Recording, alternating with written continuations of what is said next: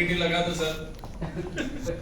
Thank you so much LT to give me this opportunity to give feature presentation in front of you all. Especially आज मेरे mummy आए हैं तो उनके सामने देने का एक अलग ही, क्योंकि स्कूल कॉलेज सीए मैंने कभी भी कोई भी एनुअल फंक्शन हो या इलॉक्यूशन कंपटीशन कभी भी कुछ उनके सामने बोला नहीं, तो मेरे को स्कूल जैसा फीलिंग आता है। ये एनुअल फंक्शन है मेरा और मम्मी आए हैं वो देखने के लिए। कुछ अगर लो पढ़ रहा हो तालियां बजा दो, मम्मी को लगे अच्छा बोल रहा है। चलो ओके, नेक्स्ट स्लाइड। अभी दो कैटेगरी में मैंने लोन्स को डिवाइड किए हैं। एक अपने पर्सनल गोल्स होते हैं जो हमको घर बनाना रहता है, ऑफिस बनाना रहता है, फिर हमारे बच्चों के एजुकेशन लोन। बिजनेस के गोल्स होते हैं जिसको पूरा करने के लिए हमको वर्किंग कैपिटल लिमिट चाहिए होती है, मशीनरी लोन चाहिए होता है, बिजनेस लोन चाहिए होता है और कुछ बिजनेस एसेट्स क्रिएट करने होते हैं। उन दो लोन्स के बारे में मैं आज डिस्कस करना चाहूंगा।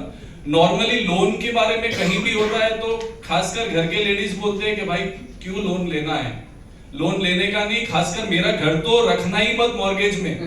सब की वाइफ और मदर खासकर they are very against of loan, और सही भी है, हमारा घर लोन से मुक्त हो वही अच्छी बात है। मैं खुद उसको बोलता हूं कि लोन जरूरत हो तो ही ले, वो कब जरूरत पड़ती है, क्यों जरूरत पड़ती है, उसके बारे में हम डिस्कस करेंगे। सबसे पहले जैसे मैंने कहा कि हर आदमी को या हर माँ को, वाइफ को ऐसा रहता है कि मेरा खुद का घर हो, हम रेंटेड प्रीमाइसिस में नहीं रहे, मेरे लड़के का जो ऑफिस है वो खुद का हो, रेंटेड ना हो। तो उसके लिए मैंने कुछ कैलकुलेशंस किए हैं कि अगर हमने लोन लेकर हमारा घर या ऑफिस खरीदा हो या फिर हम रेंट पे रहते हैं तो उन दोनों के बीच में डिफरेंस क्या है, हमको क्या करना चाहिए, क्या नहीं करना चाहिए। राहुल पटेल हमारे रेसिडेंट्स और ऑफिसेस ये बेचते हैं, आप आगे आ जाएंगे थोड़ा सा। तो अगर 2003 में, आज हम 2023 में, मैं 20 साल पहले की बात करता हूं क्योंकि 20 साल का होम लोन मिलता है। 2003 में अगर आपने 2000 स्क्वायर फीट का घर लिया होता तो अराउंड 700 रुपया स्क्वायर फीट उस टाइम पे चलता था, बराबर है राहुल भाई। मैं एक है ना वैलिडेटर को यहाँ पे रखा है क्योंकि ये प्रॉपर्टी का काम है, फिर आप बोलो गलत गलत बोलता है ये। 700 रुपए स्क्वायर फीट में घर मिलता था जो 14 लाख का आपको वो पड़ता 2000 स्क्वायर फीट के हिसाब से। अगर आपके पास एक भी रुपया ना हो, पूरा 14 लाख का लोन लेते 20 साल के लिए, तो आपका मंथली ईएमआई होता 12,600 रुपया। हमने 20 साल में टोटल 30,25,000 रुपया पे किया होता, उसमें 16 लाख इंटरेस्ट का है, ठीक है। आज की वैल्यू 2000 स्क्वायर फीट की क्या होती है राहुल भाई मिनिमम? 1 से 1.5 करोड़ के बीच में। मैंने 70 लाख लिखी है, ठीक है ना। 3500 रुपया स्क्वायर फीट का भी रेट करें क्योंकि 20 साल पुरानी बिल्डिंग है, इतना 20 साल पुरानी बिल्डिंग के नहीं मिला, चलो तो भी 70 लाख का उसका घर होता और वो अभी फ्री हो चुका होता, ठीक है। और आपने टोटल कितने पे किए? 30 लाख रुपए पे किए विद इंटरेस्ट, करेक्ट। तो हमने हमारा खुद का घर बना लिया लोन लेकर, और यही अगर हम रेंट पे रह रहे होते तो 20 साल का रेंट मैंने एवरेज 6000 निकाला क्योंकि शुरू में 1000 रुपए भी रेंट होगा, फिर 2000 होगा, आज की डेट में 20,000 रुपए रेंट होगा। तो हमने टोटल 14,40,000 रुपए अभी तक भर दिए होते और हमारी कोई प्रॉपर्टी क्रिएट हुई क्या? मेरे को लगता है कि समझ ही नहीं आ रहा, हुई क्या? नहीं हुई।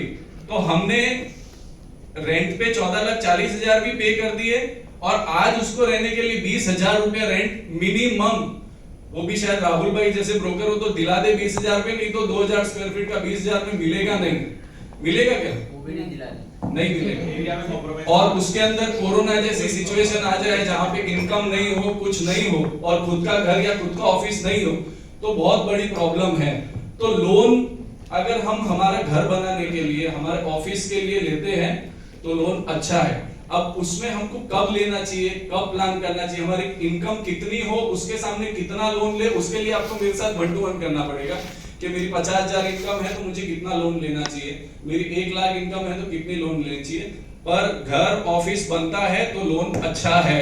आपको घूमने फिरने के लिए लोन लेना हो तो मैं खुद मना कर दूंगा, नहीं भाई नहीं लेना।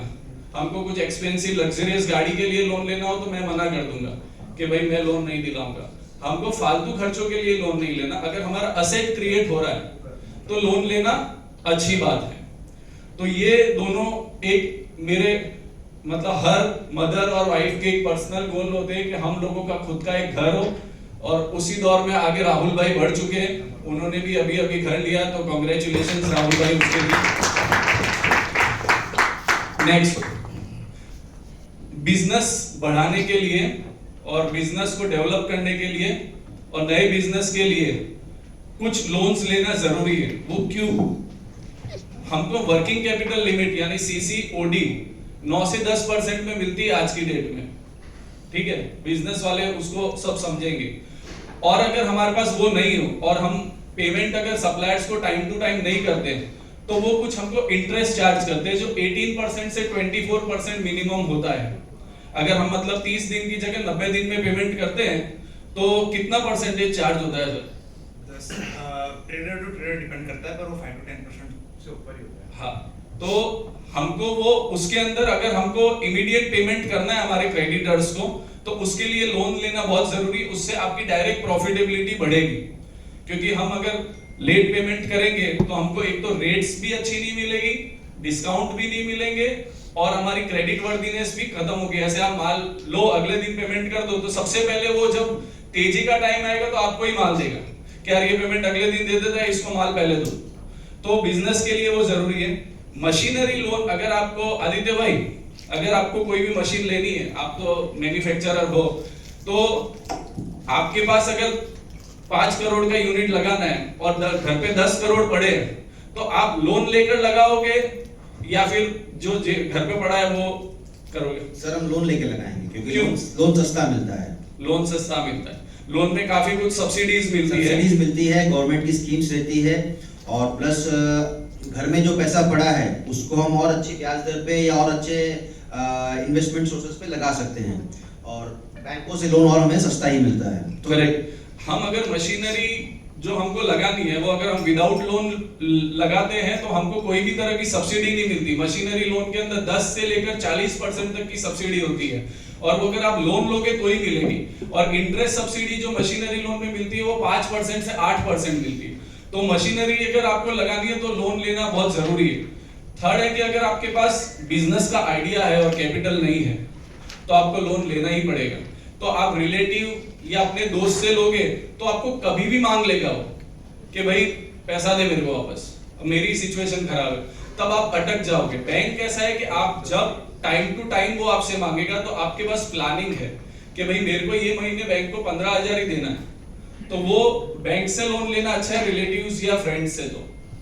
तो दिस वाज के बिजनेस के लिए। और जैसे मैंने कहा कि लिक्विडिटी क्रंच है तो हमको लेना ही है, अगर लोन नहीं लोगे तो सब्सिडी नहीं मिलेगी। तो ये सारे पॉइंट थे बिजनेस लोन के लिए। नेक्स्ट, अब लोन कब लेना है, कौन से सिनारियो में लेना है ये मैंने बता दिया, पर हमसे क्यों ले?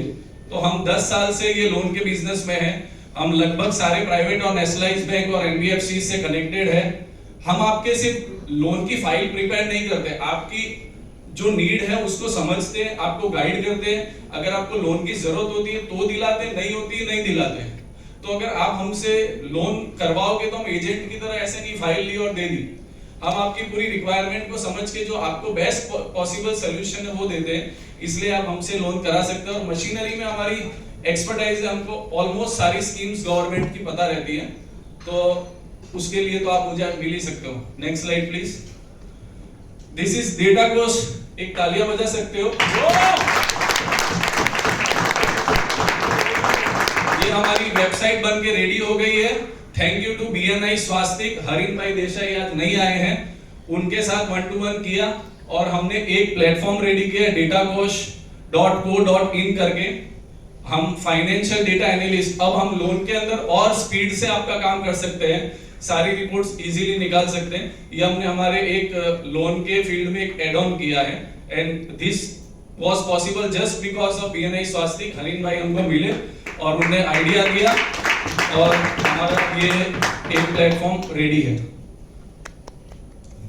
हमारी ये कुछ गिव है। Nisa India securities private limited जो man power and security service करती है, कुशागर टेक्सोफेयर, उनकी रेपियर जैकार्ड है, Shri Satnam fashion grey manufacture, Shyam Kripa rapier jacquard, Kana boutique textile trader, Rang Rachna textile trader, Manoj Patel वो रघुवीर ग्रुप में पार्टनर है, के अनिल ग्रुप उनकी टेक्सटाइल एजेंसी, यूपी में बहुत बड़ा काम है उनका।